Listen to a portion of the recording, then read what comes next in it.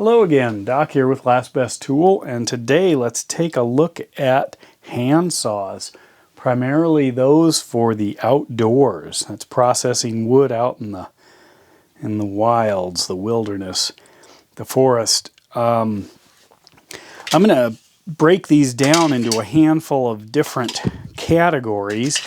Whoops, got my Klein cable stapler here. Probably need to do a review on that. If you haven't used the Klein cable staples, they're pretty neat, but not what we're doing today.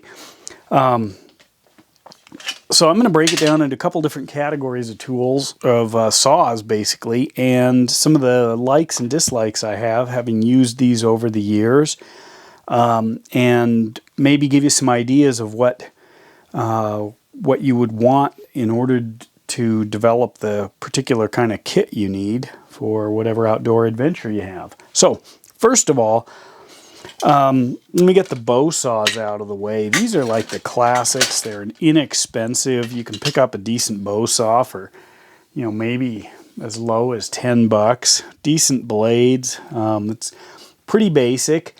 Basically, it's a tension mechanism pulling a very coarse tooth blade inside a frame that generally doesn't walk at all. In other words, it's a fixed size, so you have to match the blade to the frame. Super solid design, been around forever.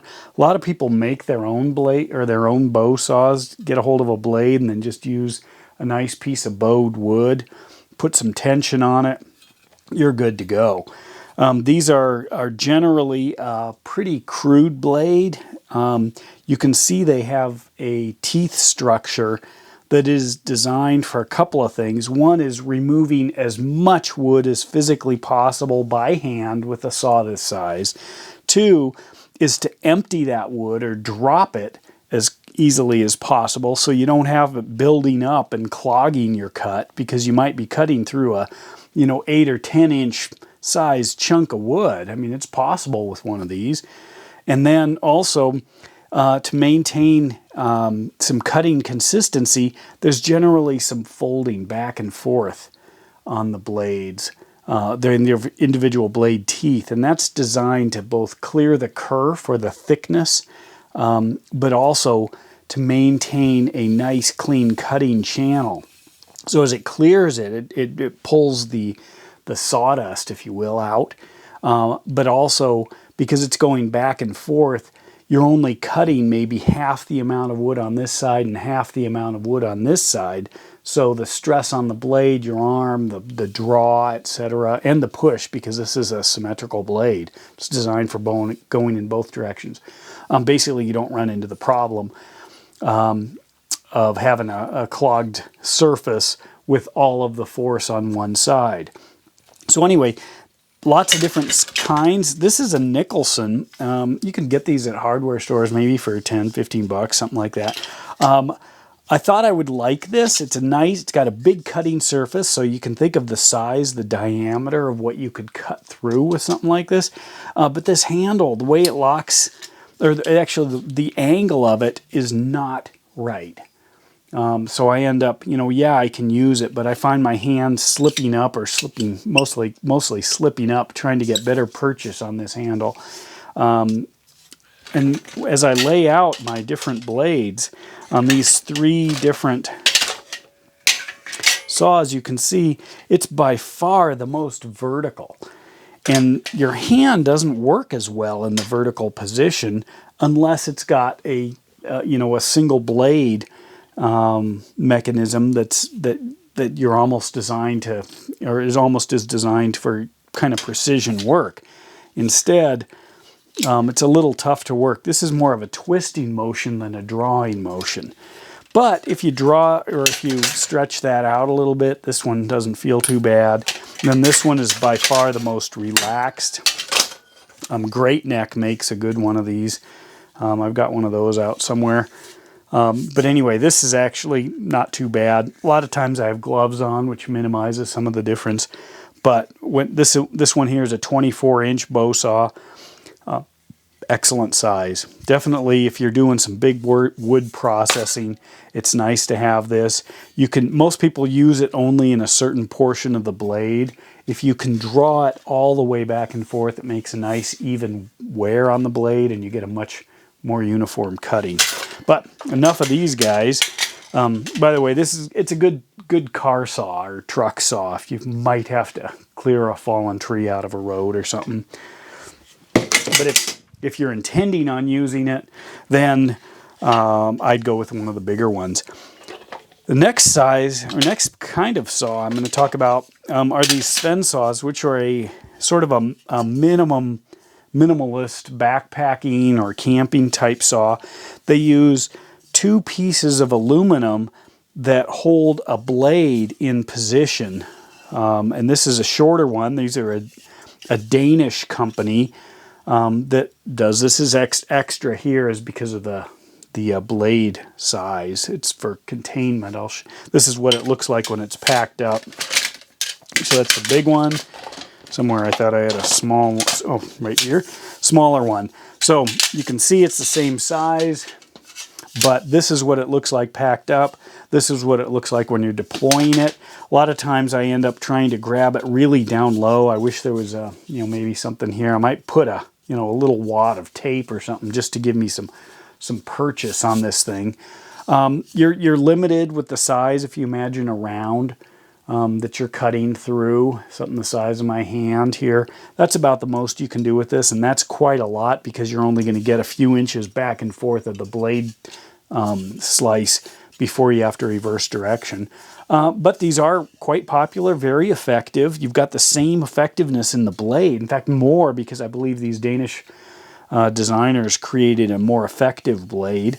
You can buy replaceable blades. Here's one for the Sven-Saw. This is for the larger one. Come in 2 sizes. The Sven-Saw does. This is the bigger Sven-Saw. I'll put this one together and show you how this guy works. This is the smaller one. So it's a kind of a neat thing. In order to open these, you have the blade and the rest of this second part of the triangle inside. I slide this out. The blade comes out. And then what do? Well, if you look here in this part, there's a place to slide this in. You kind of have to do it about at the same time you slide the secondary bolt into the slot here, and you can see once it's through, I can slide this tight, and then you use nothing but this wing nut to secure the whole mechanism. So it actually comes together rapidly, makes a nice solid triangle, which geometrically we know is a tremendously strong shape. And then, whoops, messed this one up actually, right here. I didn't get that all the way in. Loosen that. I wasn't paying attention. I was looking at my camera. There we go. I have to get this extra little bit sticking through so you can see. Good to see this actually, because try to put one of these together at the campsite at night can make mistakes. There you go. So now it's sticking out all the way through. I can snug this down, and I've got good solid blade tension and a good solid blade. I can use it harshly. This one I'm about ready to swap out. You can see the rust, and it's not nearly as sharp as it should be, so I can just swap it out with a brand new blade. And honestly, I don't know what these cost normally. I got it for 10 bucks at a local store. It'd been sitting there for quite a while. I don't think a whole lot of people keep these long enough to wear out a blade or even use them, but I was able to pick that up. So that's the Sven-Saw. It's a good choice. Reasonably light for most work to have a bow saw. The next one I want to point out are these standard folding saws. This is a kind of a classic here. This is the Sandvik Laplander. It's also, I think, Baco makes a Laplander, and it's remarketed or rebranded by other companies. Very fine teeth, so it does zip through a lot of wood, but that probably is necessary because it's not super strong. In fact, if we take our our caliper here, you mentioned, or you meant in this previous video that dealt with the Russian tool world. What I've got here on this one, I'm working with about 1.3 millimeters. That's a fairly, thin blade. Not super thin. We're going to see thinner, but you got to be a little bit careful. And the teeth are designed more for the draw stroke, because if you push, you can bend this and it can snap off, and then you're going to freeze to death and die. So there's that one. The best, I believe, on the market for this kind of a saw profile is the Silky brand. Now, if you haven't heard of Silky, it's a Japanese tool manufacturer, makes a lot of gardening and arborist tools, super high quality, amazing blades. You can buy individual blades of all kinds of different tooth configurations that just screw right into these handles. You can see the screw here. It allows you to swap it out. Rock solid locking mechanism here. I can put it up for a different change in the angle. This particular one is a pocket boy, and then the color of the handle sometimes dictates how aggressive the teeth are. I like the aggressive teeth. I live in a softer wood environment. I don't live back east where you've got a lot of hardwoods. So this is amazing. There it is, the way it works. So Silky, this is my new favorite Silky though. This particular one uses a forged aluminum handle with a rubber overmolding. Really heavy-duty locking mechanism. But what I like about this is the curve. You see that? A nice big rounded curve. And the reason is when you're cutting a lot of things, that's more of a natural movement up and down as well as back and forth. And sometimes when you're reaching up high on a branch, it's easier to keep this on the branch than if it was straight. See the difference? And this guy here, I think I gave about $55 for it. This particular one, I absolutely love it. I have other Silkies that are pretty big along this size. But this particular one that uses a slightly different handle design, kind of forged aluminum. I think it's aluminum. And then I can also raise it up. It's kind of a unique shape, but that gives me roughly a straight profile in a curved profile blade. And then they store in the handles. You can see full coverage all the way, nice and solid. I like the color. I actually put a lanyard on this with a go this way, lanyard that I can cinch up, and that way if I'm working in a tree or working somewhere and I drop it, it cinches up right on my hand there. It's not most expensive tool. There's a whole series of these super high-end precision custom-made, hand-built arborist tools. You can spend $1,000 on a saw if you want. I think I spent $50 on this off Amazon. But there is a whole nother world that we're not messing around with here because it's not our lane. But anyway, love this thing.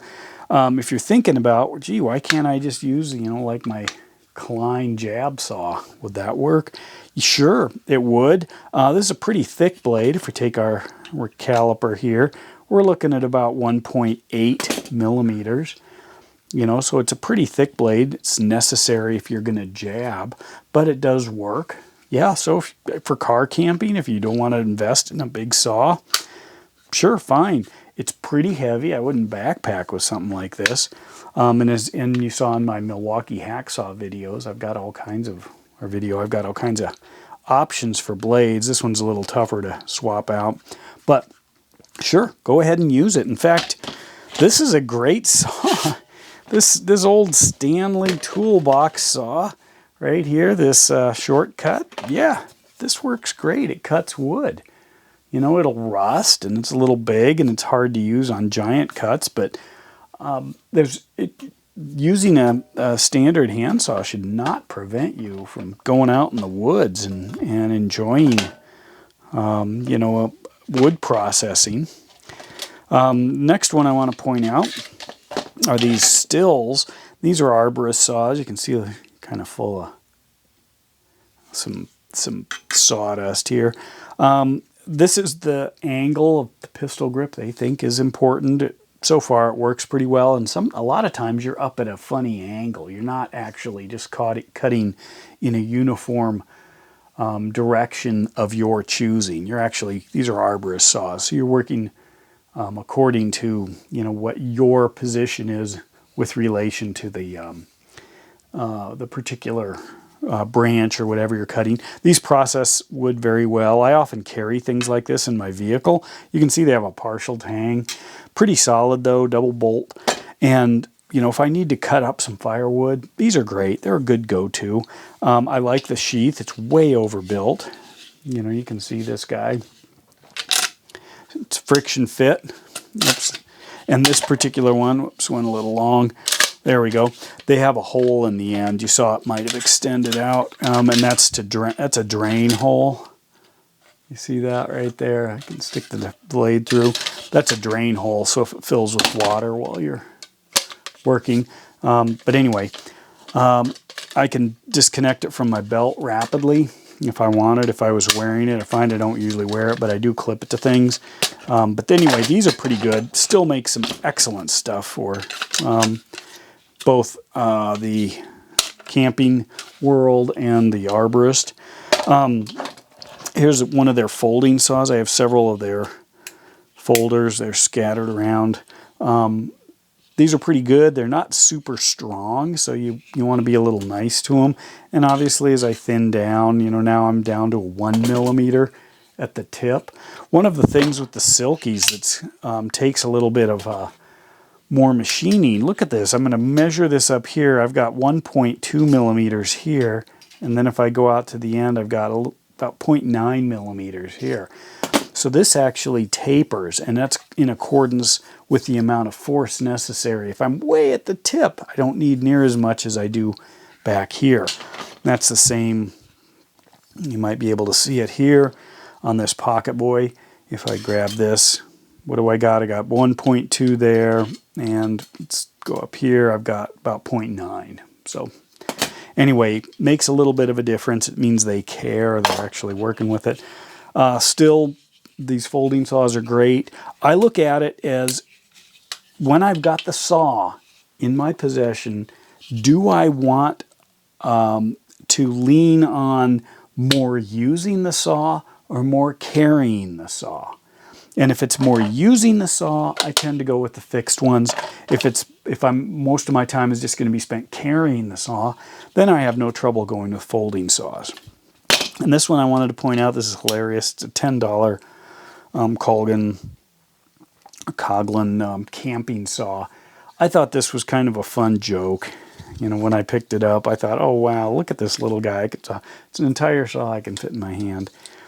However, it works great, and it's got, you know, it's a pretty fine set of teeth here. Super solid, super thin. I mean, look at the tip on this guy.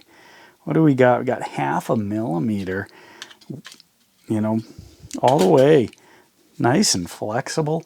But what do I use this with? I've got tiny little wood-burning stoves, solo stoves. I'll do reviews on those. They're great. And it's nice just to have a teeny-weeny little itty-bitty kind of a saw to just cut up some small wood and burn it. Anyway, so there's a pile of different saws. I think the biggest thing is to get out and use them. But don't let just being an indoor saw keep you from using it outdoors, and certainly don't let an outdoor saw keep you from using it indoors if you need it. Anyway, hope this was helpful. Doc out.